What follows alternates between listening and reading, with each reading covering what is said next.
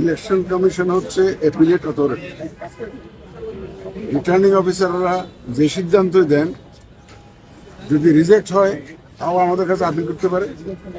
অত কারোটা যদি গ্রহণ করা হয়, কোনো ক্যান্ডিডেট যদি চায় বা কোনো আর্থিক প্রতিষ্ঠান যদি বলে যে আমার বকেয়াটা আদায় না করে তারা অ্যাকসেপ্ট করেছে, কোনো অভিযোগ যদি এগ্রিভ যদি থাকে, এনি ক্যান্ডিডেট ক্যান আপিল।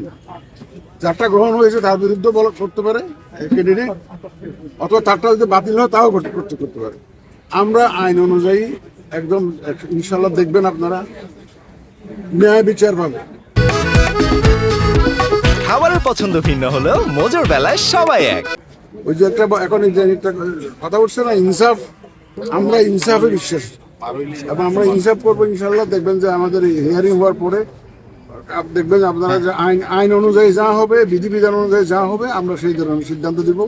এবং আইন তো সবার জন্য সমান, সবাই তো মানতে বাধ্য। রাজনৈতিক দলগুলো বলছে লেভেল প্লেইং ফিল্ড এখন তৈরি হয়নি এবং আইন শৃঙ্খলার এখনো উন্নতি হয়নি ততটা।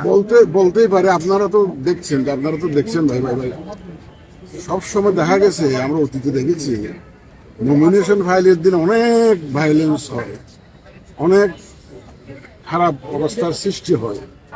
এইবার নমিনেশন ফাইলিং এত সুন্দরভাবে হয়েছে, কোথাও নমিনেশন ফাইল করতে গিয়ে মারামারি হয়েছে, কোনো গোলমাল হয়েছে, ভায়োলেন্স হয়েছে, এমন কোনো তথ্য আমরা পাইনি। এটা একটা ভালো দিক।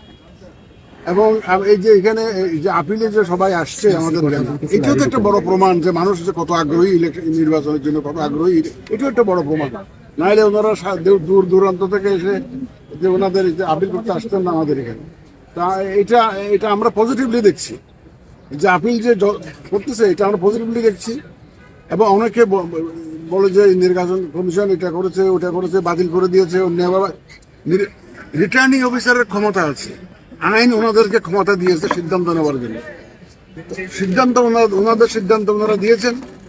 এবং যারা আপিলে যখন আমাদের কাছে আসবে, আমরা আমাদের আইন অনুযায়ী যা করার আমরা কমিশন থেকে সিদ্ধান্ত দেবো এবং একদম সম্পূর্ণ রকমভাবে ন্যায় বিচার আমরা করার সর্বোত্তম চেষ্টা আমরা করবো এবং ন্যায় বিচারই হবে ইনশাল্লাহ আমাদের এখান থেকে।